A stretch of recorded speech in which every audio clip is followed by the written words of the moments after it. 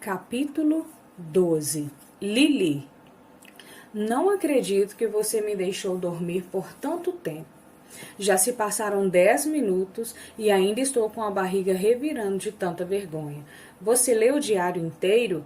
Parei depois da entrada sobre nosso primeiro beijo. Que bom, não é tão vergonhoso assim. Porém, se ele tivesse lido sobre a primeira vez que a gente transou enquanto eu estava aqui, dormindo no banco ao seu lado, não sei se conseguiria aguentar. Isso é tão injusto, murmuro. Você precisa fazer algo vergonhoso para equilibrar a situação, pois agora parece que arruinei completamente a nossa noite. Atlas ri. Acha que eu fazer algo vergonhoso fará você se sentir melhor em relação a esta noite? Assinto. Isso é a lei do universo. Olho por olho, humilhação por humilhação. Atlas tamborila no volante com o polegar, enquanto massageia o maxilar com a outra mão. Então aponta a cabeça para o celular que está no porta-copos. Abro o aplicativo Notas no meu celular. Leia a primeira. Ah, nossa, eu estava brincando, mas não perco tempo em pegar o seu celular. Qual é a senha? 9595. Digito os números e dou uma olhada na tela inicial enquanto ela está aberta. Todos os aplicativos estão dentro de uma pasta, bem organizados. Ele não tem nenhuma mensagem não lida e tem apenas um e-mail não lido. Meu Deus, você é muito organizado. Quem é que tem só um e-mail não lido? Não gosto de bagunça, revela. É um efeito colateral da Marinha. Quantos e-mails não lidos você tem? Milhares. Abro o aplicativo Notas e clico na mais recente. Assim que vejo as duas palavras no topo, abaixo o celular pressionando-o na minha coxa com a tela para baixo. Atlas, Lili. Sinto minha vergonha ser coberta por uma onda morna de expectativa que cai sobre mim. Você me escreveu uma carta do tipo querida Lili? Ele assente devagar. Você passou um bom tempo dormindo. Quando me olha, seu sorriso vacila como se ele estivesse preocupado com o que quer que tenha escrito. Ele se vira para a frente de novo e percebo quando engole em seco. Encosto a cabeça no vidro do passageiro e começo a ler em silêncio. Querida Lili, você vai ficar morta de vergonha quando acordar e perceber que caiu no sono durante o nosso primeiro encontro. Estou bem curioso para ver sua reação. Mas você parecia tão cansada quando te busquei que ver você descansando me deixa feliz. A última semana foi surreal, não é? Lá estava eu começando a achar que talvez nunca fosse fazer realmente parte da sua vida. E aí, puf, você aparece. Eu poderia falar muitas e muitas coisas sobre o que aquele nosso encontro na rua significou para mim, mas prometi ao meu terapeuta que iria parar de te dizer cafonices. Não se preocupe, planejo descumprir minha promessa com frequência, mas você perguntou se poderíamos ir devagar, então isso só vai acontecer depois que a gente sair mais algumas vezes. Em vez disso, estou pensando em seguir o seu exemplo e falar do nosso passado. Acho mais do que justo. Você me deixou ler alguns dos seus pensamentos mais íntimos de um momento bem vulnerável da sua vida. Então, o mínimo que posso fazer é detalhar um pouco a minha própria vida naquela época. Minha versão é um pouco mais pesada, no entanto. Vou tentar omitir os piores detalhes para poupá-la, mas não sei se você é capaz de compreender por completo o que sua amizade significou para mim, sem saber qual era a sua situação antes de você aparecer na minha vida. Eu te contei parte das coisas, como acabei daquele jeito indo morar naquela casa abandonada, mas fazia mais tempo que eu sentia que não tinha um lar. Na verdade, eu nunca senti que tive um, apesar de ter uma casa, uma mãe e vez ou outra um padrasto. Não me lembro de como eram as coisas quando eu era pequeno. Fique imaginando que talvez tenha sido uma boa mãe numa época distante. Lembro-me de uma viagem que fizemos a Cape Cod quando provei camarão ao coco pela primeira vez. Mas caso ela tenha sido uma mãe decente, sem ser naquele único dia, naquela única refeição, isso nunca ficou na minha memória. Minha memória é composta mais de momentos que passei sozinho ou que tentava apenas não a incomodar. Ela se zangava com rapidez e reagia na mesma velocidade. Nos primeiros 10 anos da minha vida, mais ou menos, minha mãe era mais forte e mais ágil do que eu. Então passei a maior parte de uma década me escondendo de sua mão, de seus cigarros, de sua língua afiada. Sei que ela estava estressada. Era uma mãe solo que trabalhava à noite para tentar me sustentar. Mas, por mais que eu tenha dado muitas desculpas para ela naquela época, já vi muitas mães solo vivendo bem, sem recorrerem às coisas que ela fazia. Você viu minhas cicatrizes? Não vou entrar em detalhes, mas por mais que aquilo tenha sido ruim, ficou ainda pior durante o terceiro casamento dela. Eu tinha 12 anos quando eles se conheceram. Mal sabia que meus 12 anos seria meu único ano de tranquilidade. Ela vivia fora porque estava com ele. E quando voltava para casa, ficava até de bom humor porque estava se apaixonando. É curioso como o amor por alguns namorados pode melhorar ou piorar a maneira como algumas pessoas tratam seus próprios filhos. Mas aí, aos meus 12 anos, viraram 13. Tim foi morar com a gente e os próximos 4 anos da minha vida foram um verdadeiro inferno. Quando não era minha mãe que eu estava irritando, era Tim. Quando eu estava em casa, alguém estava gritando comigo. Quando eu estava na escola, a casa estava sendo destruída pela briga dos dois, que esperavam que eu arrumasse tudo quando voltasse. A vida com eles era um pesadelo, e quando finalmente fiquei forte o bastante para me defender, foi então que Tim decidiu que não queria mais morar comigo. Minha mãe o escolheu. Fui obrigado a sair de casa. Eles nem precisaram pedir 2 vezes. Eu estava mais do que pronto para me mandar de lá. Mas isso porque eu tinha para onde ir.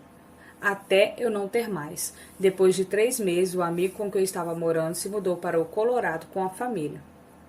Naquele momento, eu não tinha ninguém, não tinha outro lugar para ir, e mesmo que tivesse, eu não teria dinheiro para chegar até lá. Então, fui obrigada a procurar minha mãe e pedir para voltar. Ainda me lembro do dia em que reapareci naquela casa. Mal fazia 3 meses que eu tinha saído e o lugar já estava caindo aos pedaços. A grama não era parada desde a última vez que eu a cortara antes de ser expulso. Não havia mais nenhuma tela nas janelas e tinha um buraco onde ficava a maçaneta. Pela aparência da casa, era como se eu tivesse passado anos fora. O carro da minha mãe estava lá na frente, mas o de Tim não. O carro dela parecia estar ali havia um bom tempo. O capô estava aberto e havia ferramentas espalhadas próximo e pelo menos 30 latas de cerveja formando uma pirâmide que alguém tinha feito na frente da porta da garagem. Tinha até jornais empilhados no caminho de concreto rachado. Lembro que antes de bater a porta, eu os peguei e os deixei numa velha cadeira de ferro para que se secasse. Foi estranho bater a porta de uma casa onde eu tinha morado por anos, mas eu não podia ir abrir a porta sem permissão, pois Tim poderia estar em casa. Apesar de eu ainda ter a chave, Tim havia deixado bem evidente que me denunciaria por invasão se eu tentasse usá-la em algum momento. E eu não poderia usá-la nem se quisesse, não tinha maçaneta. Dava para ouvir alguém andando pela sala de estar. A cortina da janelinha na parte superior da porta da frente se moveu e vi minha mãe dar uma olhada para fora da casa. Por alguns segundos ela apenas olhou, imóvel. Ela acabou abrindo a porta alguns centímetros. Foi o bastante para que eu pudesse ver que ainda estava de pijama às 2 da tarde, vestido uma camiseta folgada do Weezer que um dos seus ex-maridos tinha deixado. Eu odiava aquela camiseta porque gostava da banda. Sempre que a usava, ela estragava a banda um pouco mais para mim. Ela perguntou o que eu estava fazendo ali, e eu não queria contar a história toda imediatamente. Então perguntei se Tim estava em casa. Minha mãe abriu a porta um pouco mais e cruzou os braços com tanta força que ficou parecendo que um dos membros da banda tinha sido decapitado. Ela disse que Tim estava trabalhando e perguntou o que eu queria.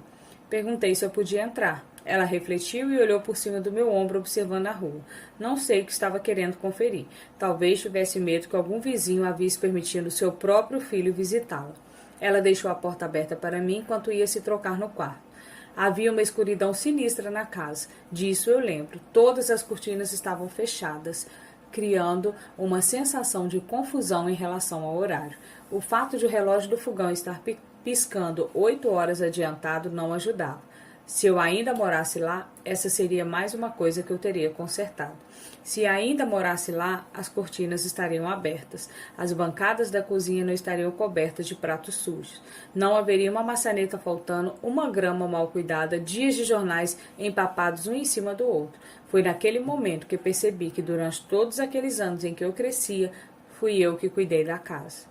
Aquilo me deu esperança. Esperança de que talvez eles tivessem percebido que minha presença era boa, não inconveniente, e assim eles me deixariam voltar a morar lá até terminar o ensino médio.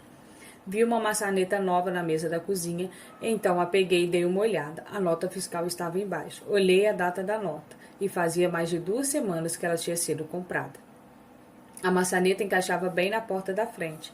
Não sei por que Tim não a instalara se já estava com ela havia 2 semanas. Então achei as ferramentas numa gaveta da cozinha e abri a embalagem.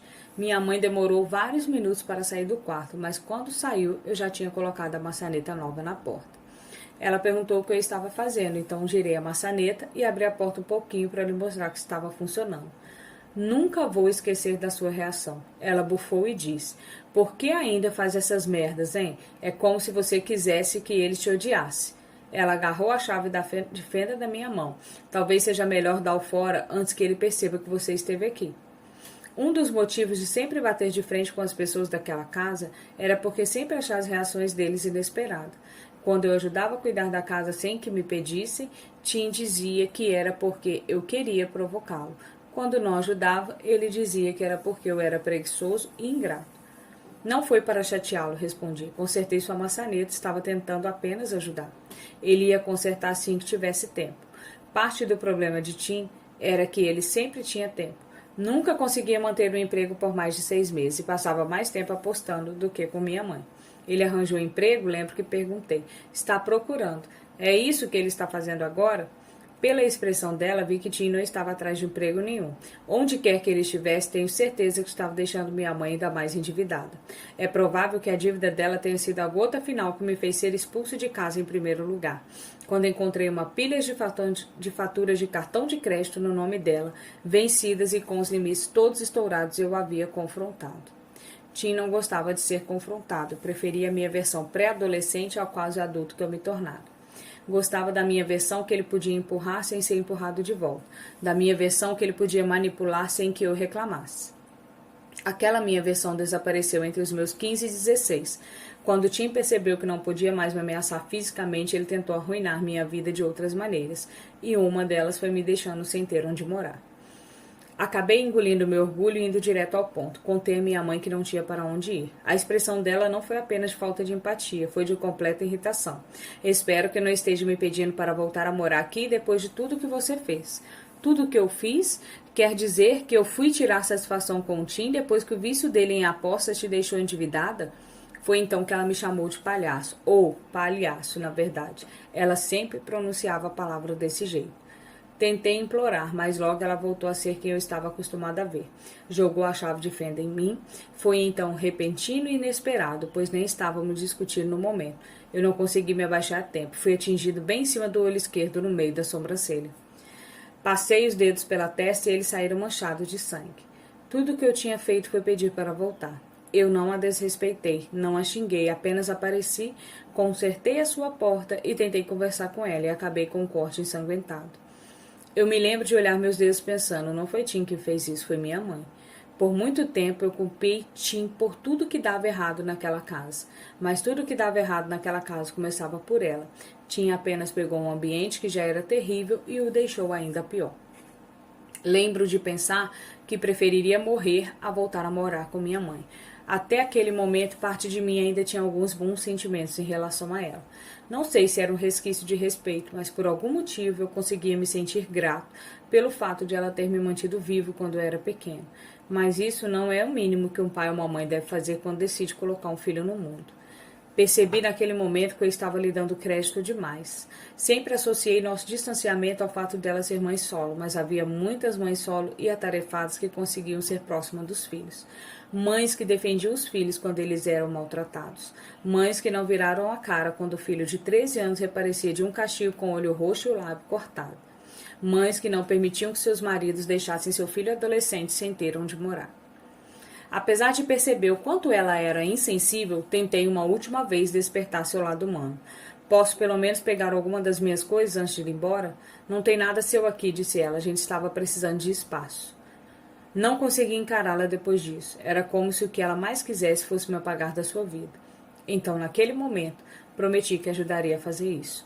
O sangue estava escorrendo no meu rosto enquanto eu me afastava da casa. Não tenho palavras para descrever o restante daquele dia. Eu me senti tão incrivelmente indesejado, sozinho, sem ser amado por ninguém. Eu não tinha ninguém, não tinha nada, nem dinheiro, nem pertences, nem família, apenas uma ferida. Somos mais sensíveis na juventude, e depois de ouvir por anos a fio que você não vale nada, vindo de boca de todas as pessoas que deveriam se importar com você, a gente começa a acreditar nisso. E aos poucos você começa a se transformar em nada. Mas aí eu te conheci, Lili, e apesar de eu não ser nada, quando me olhou você conseguiu ver alguma coisa que eu não conseguia. Você foi a primeira pessoa na minha vida que se interessou por quem eu era como ser humano. Ninguém nunca tinha me perguntado coisas a meu respeito como você fez. Depois daqueles meses que passamos nos conhecendo, parei de sentir que eu não era nada. Você fez com que eu me sentisse interessante e único. Sua amizade me deu valor. Sou muito grato por isso. Mesmo que este encontro não dê em nada e que a gente nunca mais se fale, sempre vou ser grato a você, pois de alguma maneira você viu algo em mim que minha própria mãe não viu. Você é minha pessoa favorita, Lili, e agora você sabe o motivo. Atlas. Estou com um nó tão apertado na garganta que nem consigo me expressar com palavras sobre o que acabo de ler. Deixo o celular na perna e enxugo os olhos. Detesto o fato de Atlas estar dirigindo, pois se o carro estivesse estacionado, jogaria meus braços ao redor dele e lhe daria o abraço mais forte que ele já recebeu. Provavelmente o beijaria também, e o puxaria para o banco de trás porque ninguém nunca me disse coisas tão terrivelmente tristes de uma maneira tão doce. Atlas estende o braço e pega o celular. Coloca-o de volta no porta-copos, mas depois segura minha mão. Entrelaça os dedos nos meus e o aperta enquanto olha para a frente. Seu gesto causa um reboliço no meu peito. Coloca a minha outra mão em cima da sua, e segurar a sua mão assim me faz lembrar todos os trajetos de ônibus em que nós dois ficávamos apenas sentados em silêncio, tristes e com frio, segurando um ao outro. Olho pela janela e ele encara a estrada e não dizemos mais nada enquanto voltamos para a cidade. Paramos e compramos hambúrgueres para a viagem a apenas 3 quilômetros da minha floricultura. A Atlas sabe que não quero Emerson acordado até muito tarde, mais do que está acostumada. Então comemos no estacionamento da Lili Blons. Desde que voltamos para a cidade e pedimos os hambúrgueres, nossa conversa tem sido bem mais leve. Não deixe de notar que não estou mais envergonhada. Ele se mostra vulnerável comigo, foi o recomeço que eu precisava para que o nosso encontro pudesse voltar ao normal. Estamos conversando sobre todos os lugares que já visitamos. Atlas é bem mais viajado do que eu, considerando o tempo que passou na Marinha. Ele já esteve em 5 países e minha única viagem internacional foi para o Canadá. Nunca esteve no México? Pergunta Atlas. Limpa a boca com guardanapo. Nunca. Você e Riley não tiveram lua de mel? Eu odeio o som do nome dele no meio deste encontro. Não, a gente se casou em Las Vegas sem planejar nada. Não tivemos tempo para a lua de mel. Atlas toma um gole de sua bebida. Quando me fita é como um olhar penetrante, como se quisesse desvendar aquilo que não estou dizendo. Você queria ter feito uma festa? Dou de ombro, sei lá. Sempre soube que Riley nunca teve oportunidade de se casar. Então, quando ele sugeriu que fôssemos para Las Vegas para a gente se casar, pensei que era uma oportunidade que poderia nunca mais acontecer. Acho que senti que um casamento naquela maneira improvisada era melhor do que não me casar com ele. E se você se casasse de novo, faria alguma coisa diferente? Rio da pergunta e faço que sim na mesma hora. Mas é óbvio, eu quero tudo, as flores, as madrinhas, o pacote completo. Ponho uma batata na boca e votos românticos e uma lua de mel ainda mais romântica. Para onde você iria? Paris, Roma, Londres? Não tenho vontade de ficar sentada sob o sol nem praia nenhuma. Quero ver todos os lugares românticos da Europa e fazer amor em todas as cidades e tirar fotos dando beijo na frente da Torre Eiffel. Quero comer croissant e ficar de mão dadas em trens. Solta a caixinha vazia de batatas fritas dentro do saco. E você? Atlas estende o braço para alcançar minha outra mão e a segura. Ele não responde. Apenas sorri para mim e aperta minha mão, como se ainda fosse cedo demais para revelar seu desejo. Segurar a mão dele me parece tão natural, talvez seja porque a gente fazia muito isso na adolescência. Mas ficar sentada aqui no carro com ele e não segurar sua mão parece mais esquisito que segurá-lo. Mesmo com a interrupção que criei no nosso encontro quando peguei no sono, a noite toda foi tranquila e fácil. Estar perto dele é algo instintivo. Passo o dedo em cima do seu pulso. Preciso ir para casa. Eu sei, diz ele, roçando o polegar no meu. O celular de Atlas apita, então ele o pega com outra mão e lê a mensagem que chegou. Ele suspira baixinho e a maneira como solta o celular no porta-copos me passa a impressão de que ele está irritado com quem quer que ele tenha mandado a mensagem. Está tudo bem? Atlas abre um sorriso forçado, pouco convincente. Posso ver que há algo errado e ele sabe disso. Ele desvia a vista e olha para as nossas mãos. Depois vira a minha até a palma ficar para cima e começar a traçar linhas nela. Seu dedo mais parece um para-raios, fazendo a eletricidade se espalhar na minha mão para todo o meu corpo. Minha mãe me ligou na semana passada. Sou pega de surpresa por isso. O que ela queria? Não sei. Desliguei antes que pudesse dizer, mas tenho quase certeza de que ela está precisando de dinheiro. Junto nossas mãos de novo. Não sei o que falar. Deve ser difícil passar 15 anos sem ter notícias da mãe e depois ela finalmente entrar em contato quando precisa de alguma coisa. Isso faz eu me sentir muito grata pela enorme presença da minha mãe na minha vida. Não queria soltar essa bomba quando você está com pressa. Vamos deixar alguns papos para o nosso segundo encontro. Ele sorri para mim, mudando a vibe completamente. É incrível como seu sorriso define o que acontece dentro de mim. Vamos, eu te acompanho até o seu carro. Dou uma risada, pois meu carro está literalmente a 1,5 metro de distância. Mas Atlas passa pela frente do seu carro, abre a porta do carona e me ajuda a sair. Em seguida, cada um dá um passo e chegamos ao meu carro. Adorei a caminhada, brinco. Ele abre um sorriso rápido e não sei se era para me seduzir, mas de repente sinto um calor no corpo inteiro, apesar do meu frio. Atlas dá uma olhada por cima do meu ombro, indicando o meu carro. Tem mais algum diário aí dentro? Aquele era o único. Droga, lamenta ele. Atlas encosta o ombro no meu carro, então faço o mesmo, ficando de frente para ele. Não sei se estamos prestes a nos beijar. Eu não acharia ruim, mas também acabei de comer cebola após passar mais de 1 hora dormindo, então duvido que a minha boca esteja muito atrativa no momento. Você me dá outra chance? Pergunto. Em relação a quê? Ao nosso encontro, gostaria de estar acordada no próximo. Atlas ri, mas depois sua risada se dissipa. Ele me encara por um instante. Tinha esquecido o quanto é divertido estar com você. Suas palavras me confundem, pois eu não diria que nosso período juntos naquela época tenha sido divertido. Foi triste, na melhor das hipóteses. Você acha que aquela época foi divertida? Ele ergue um pouco os ombros. Bem, foi o pior momento da minha vida, com certeza. Mas lembranças que tenho com você naquela época são algumas das minhas favoritas. Seu elogio me faz corar. Ainda bem que está escuro. Mas ele tem razão. Foi uma fase ruim para nós dois. No entanto, ainda assim, estar com ele foi o ponto mais alto da minha adolescência. Acho que divertido é a maneira perfeita de descrever o que conseguimos criar no meio daquilo. E se conseguimos nos divertir num momento tão ruim das nossas vidas, como seríamos nos melhores momentos delas? É exatamente o oposto do que pensei sobre Riley na semana passada. Passei por momentos péssimos com Atlas e ele nunca foi nada além de incrível e respeitoso comigo. Já o homem que escolhi para ser meu marido me desrespeitou de maneiras que ninguém jamais deveria conhecer, e isso durante um momento ótimo das nossas vidas. Sou grata a Atlas porque sei que agora ele é o padrão ao qual eu comparo as pessoas. Ele é o padrão ao qual eu deveria ter comparado Riley desde o princípio. Uma conveniente rajada de ar passa entre nós dois. Seria desculpa perfeita para Atlas me puxar para perto, mas ele não o faz.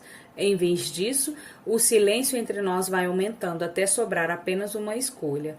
Ou nos beijamos ou nos despedimos. Atlas afasta uma mecha do meu cabelo da minha testa. Não vou te beijar ainda. Torço para que a minha decepção não fique evidente, mas sei que fica. Eu praticamente murcho na frente dele. É meu castigo por ter cochilado? Claro que não. É só porque estou me sentindo inferior depois de ler sobre o nosso primeiro beijo. Dou uma risada. Inferior a quem? A você mesmo? Ele assente. Visto pelos seus olhos, o Atlas adolescente era puro charme. O Atlas adulto também é. Ele geme um pouquinho, como se já quisesse mudar de ideia a respeito do beijo.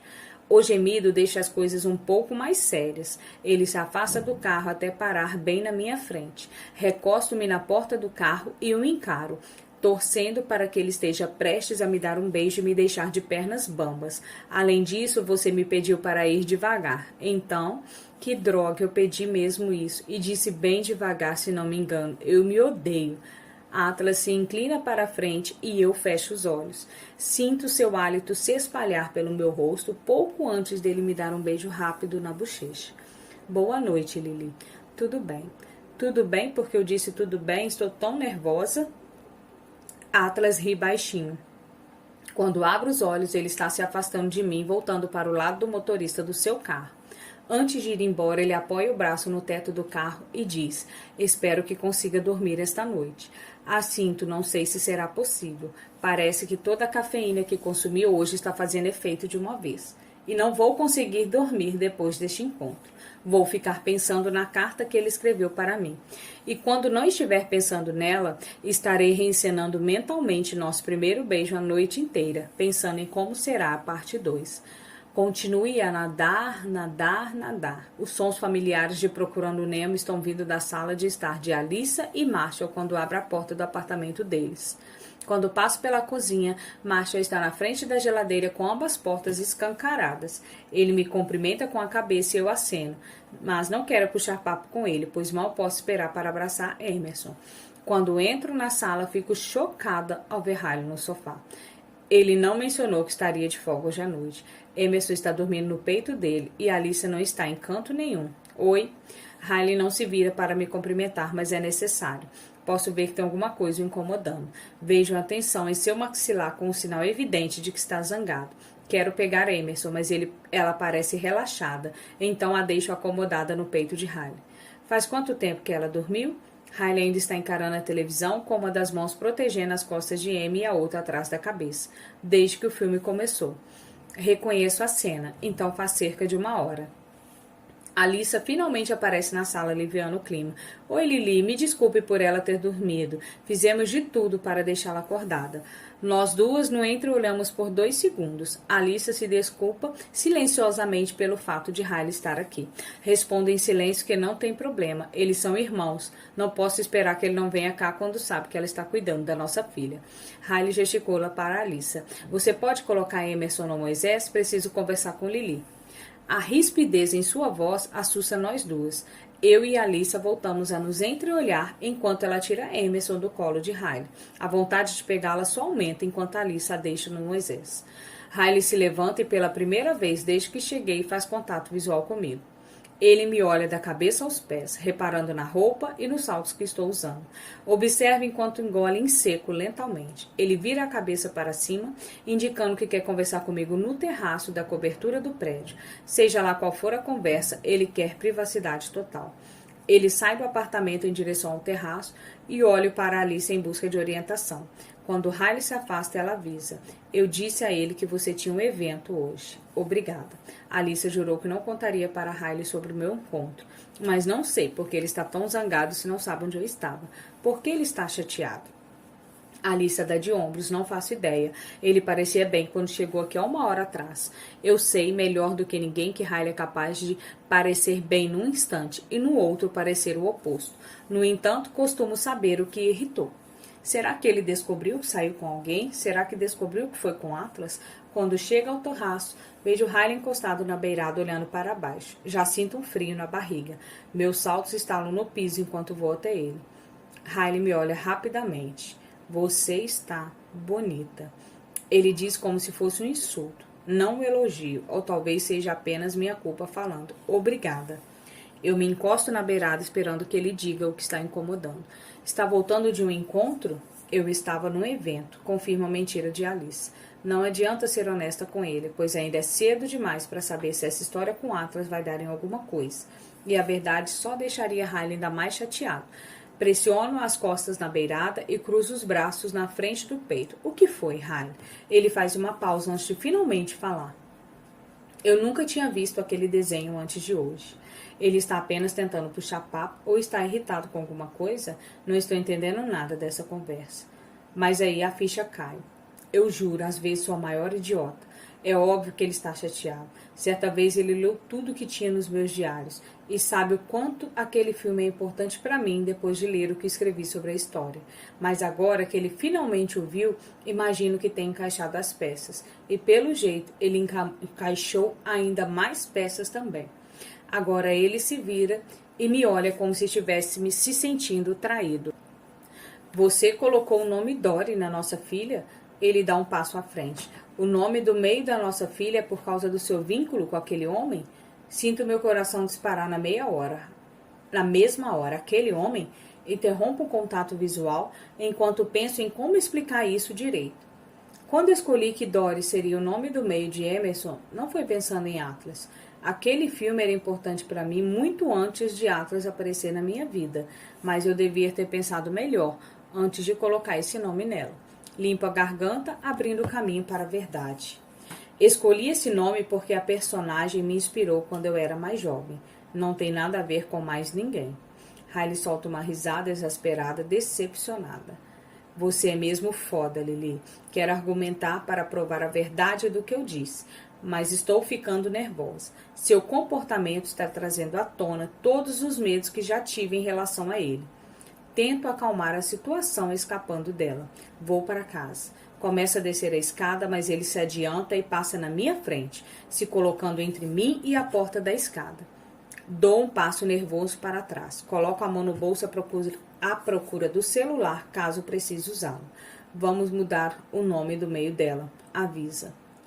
Mantenho a voz firme e calma enquanto respondo. O nome dela é Emerson, em homenagem ao seu irmão. Essa é a sua ligação com o nome dela. O nome do meio é a minha ligação. Acho mais do que justo. Você está procurando pelo em que em casca de ovo. Vou para o lado querendo passar, mas ele me acompanha. Dou uma olhada por cima do ombro para medir a distância entre mim e a beirada. Não que eu ache que ele vá me jogar, mas eu também não achava que ele era capaz de me empurrar a escada abaixo. Ele sabe? Pergunta Riley. Ele não precisa dizer o nome de Atlas para que eu saiba a quem está se referindo. Sou invadida pela culpa e fico preocupada por achar que Riley pode perceber isso. Atlas sabe que o nome do meio de Emerson é Dory porque fiz questão de lhe dizer. Mas estou sendo sincera, o nome não é por causa dele, o nome é por minha causa. Dory era minha personagem favorita, antes mesmo de eu saber da existência de Atlas Córica. Eu admirava a força dela, e só escolhi esse nome para minha filha porque espero que ela tenha, acima de tudo, força. Porque a reação de Riley está me dando vontade de me desculpar. Porque procurando Nemo é mesmo importante para Atlas e para mim. Algo se tornou óbvio quando saí correndo atrás de Atlas na rua para lhe contar o nome dela. Talvez Riley tenha razão de estar com raiva. Essa é a questão, contudo. Riley pode sentir raiva, mas isso não significa que eu mereço tudo que vem junto. Eu estou caindo de novo na mesma armadilha de esquecer que nenhuma ação minha justifica suas ações extremas do passado. Posso não ser perfeita, mas não mereço temer pela minha própria vida sempre que cometo um erro. Talvez esse erro de agora mereça ser discutido, mas não me sinto à vontade para conversar sobre isso com Riley num terraço de cobertura sem nenhuma testemunha. Você está me deixando nervosa. Podemos voltar lá para baixo, por favor? O comportamento inteiro de Riley muda assim que eu digo isso. É como se o tamanho do insulto o abalasse. Lily, sério? Ele se afasta da porta e anda até o outro lado do terraço. A gente está discutindo, as pessoas discutem, pelo amor de Deus. Ele se vira me dando as costas. Lá vem o Gaslight. Riley está tentando fazer com que eu me ache que é loucura ter medo, apesar de meu medo ser mais do que justificado. Encaro-o por um instante e me pergunto se a discussão acabou ou se ele tem algo mais a dizer. Quero que esteja terminada, então abro a porta da escada. Lily, espere. Paro porque sua voz está bem mais calma, o que me faz pensar que talvez ele seja capaz de conversar sem descambar para nenhuma briga explosiva. Riley se aproxima de mim com expressão sofrida. Desculpe, você sabe como eu me sinto em relação a tudo que tem a ver com ele. Sei mesmo, e é exatamente por isso que estou tão dividida sobre a possibilidade de Atlas voltar a fazer parte da minha vida. Só de pensar em ter que confrontar Riley sobre isso me dá vontade de vomitar, ainda mais agora. Fiquei chateado por descobrir que o nome do meio da nossa filha possa ter escolhido para me magoar. Você não pode esperar que uma coisa dessas não me afaste. Eu me recosto na parede e cruzo os braços na frente do peito. Não tem nada a ver com você nem com Atlas. Foi uma coisa só minha, juro. Só de mencionar o nome Atlas em voz alta parece deixar o ar entre nós mais tenso, como se fosse algo tangível que Riley pudesse esmurrar. Riley assente a expressão tensa, mas parece aceitar a resposta. Para ser sincera, nem sei se ele deveria. Talvez subconscientemente eu tenha mesmo feito isso para magoá-lo. A essa altura nem sei mais. A raiva dele está me fazendo questionar minhas próprias intenções. Tudo isso me parece familiar demais. Nós dois ficamos quietos por um tempo. Tudo o que eu quero é ir atrás de Emerson, mas Riley parece ter mais a dizer, pois se aproxima e coloca a mão na parede atrás da minha cabeça. Fico aliviado por ele não parecer mais estar zangado, mas não sei se gosto da expressão do seu olhar, que substituiu a raiva. Não é a primeira vez que ele me olha assim, desde que nos separamos. Sinto meu corpo inteiro enrijecer com a mudança gradual em seu comportamento. Ele se aproxima alguns centímetros, ficando perto demais e abaixa a cabeça. Lili, diz ele, a voz um sussurro áspero. O que a gente está fazendo? Não lhe respondo porque não sei o motivo da pergunta. Estamos tendo uma conversa iniciada por ele. Riley ergue a mão e passa o dedo na gola do meu macacão, que está um pouco à mostra por baixo do meu casaco. Quando ele suspira, seu hálito atravessa o meu cabelo. Tudo seria tão mais fácil se a gente pudesse simplesmente... Riley faz uma pausa, talvez para pensar no que está prestes a dizer, nas palavras que não quero ouvir. Pare, sussurro, impedindo-o de terminar. Ele não conclui o pensamento, mas também não se afasta. Na verdade, parece até que chega ainda mais perto. Não fiz nada no passado para ele achar que pode se aproximar de mim desse jeito. Não faço nada que lhe dê esperanças de que teremos qualquer coisa além de uma relação coparental civilizada.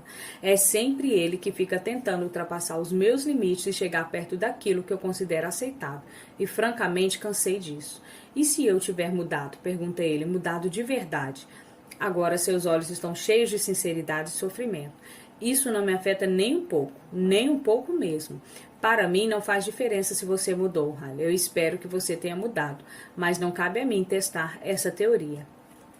Estas palavras o abalam bastante. Vejo quando precisa de um momento para reprimir alguma resposta grosseira que sabe que não deve dar neste momento. Ele para de falar, para de me olhar, para de ficar grudado em mim. Riley bufa frustrado depois de se afastar e se dirige para a escada. Tomara que esteja indo para o próprio apartamento. Ele bate a porta após entrar. Não vou atrás dele imediatamente por motivos óbvios. Preciso de espaço. Preciso assimilar as coisas. Não é a primeira vez que Riley me pergunta o que estamos fazendo, como se nosso divórcio fosse algum joguinho meu. Às vezes ele diz isso casualmente, outras por mensagem. Algumas vezes chega até a fazer piada. No entanto, toda vez que insinuo quanto nosso divórcio é um absurdo, reconheço o que está fazendo.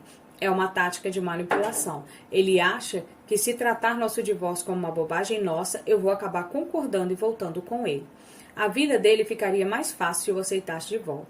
Até as vidas de Alice e Marshall ficariam mais fácil, pois os dois não precisariam lidar com o nosso divórcio nem pisar em ovos com Riley.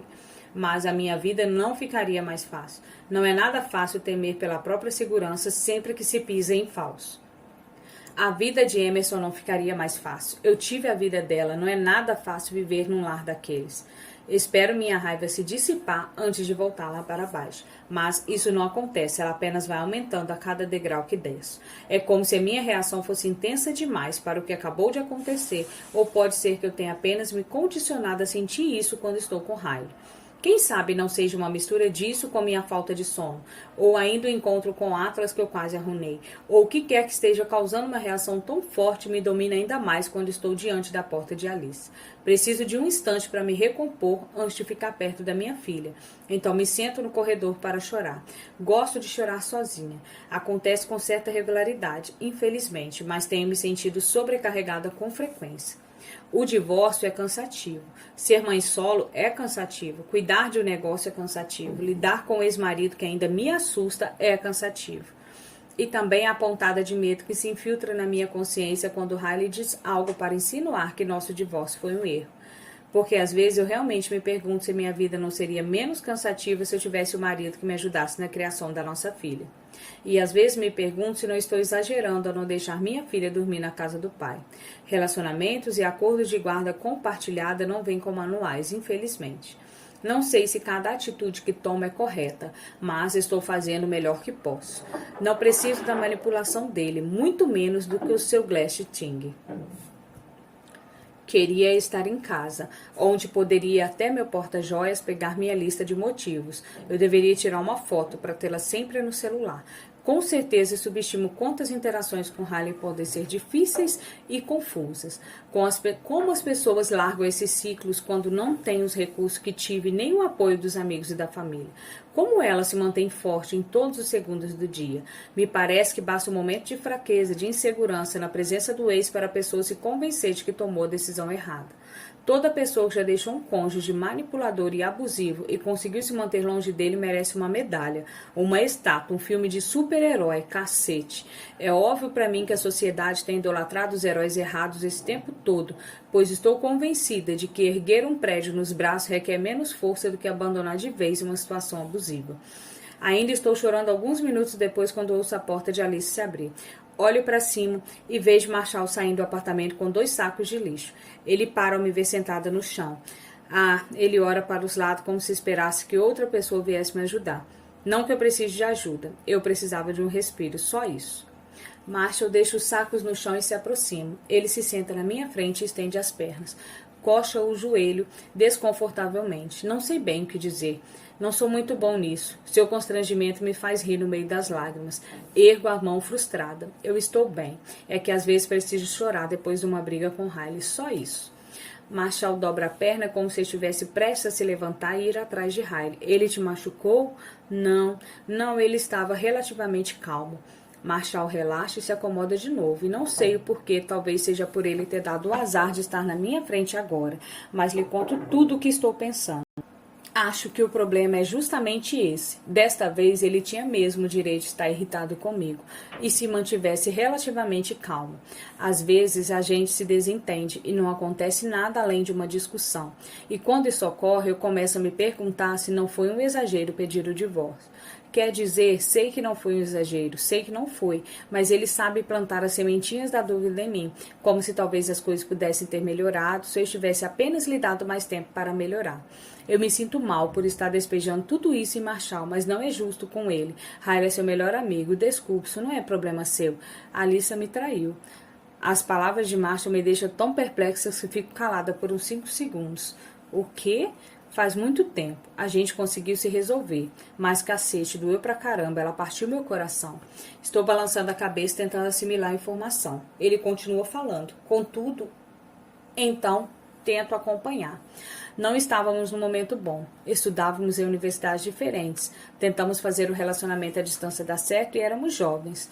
E nem foi nada demais. Ela bebeu e pegou um cara qualquer numa festa antes de lembrar o quanto eu sou maravilhoso.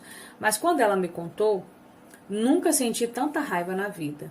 Nada jamais me ferira daquele jeito. Quis retaliar. Quis traí-la para ela saber como era. Quis furar seus pneus e gastar todo o limite de seus cartões de crédito e queimar todas as suas roupas. Mas por mais que eu estivesse furioso, quando ela estava na minha frente, eu jamais, nem por um segundo, pensei em machucá-la fisicamente. Na verdade, eu só queria abraçá-la e chorar no ombro dela. Marshall me olha com sinceridade. Quando eu penso em Riley te batendo, sinto uma raiva absurda, porque amo o cara, amo mesmo. Ele é meu melhor amigo desde que éramos crianças. Mas também o odeio por ele não ser uma pessoa melhor. Nada do que você fez e nada do que você poderia fazer justificaria um homem pôr as mãos em você por raiva. Lembre-se disso, Lily. Você tomou a decisão certa ao sair daquela situação e jamais deveria se sentir culpada por isso. Tudo que você deveria sentir é orgulho. Eu não fazia ideia do quanto isso estava pesando em mim, mas as palavras de Marshall tiraram um fardo tão grande de cima de mim que senti como se pudesse voar. Acho que essas pessoas não seriam tão importantes se tivessem vindo de outra pessoa. Receber essa validação de alguém que ama Riley como um irmão tem algo de afirmador, de empoderador. Você está errado, Marshall. Você é bom pra cacete nisso. Marshall sorri e me ajuda a levantar. Ele pega os sacos de lixo e eu volto para o apartamento deles para ir até minha filha e lhe dar um baita abraço.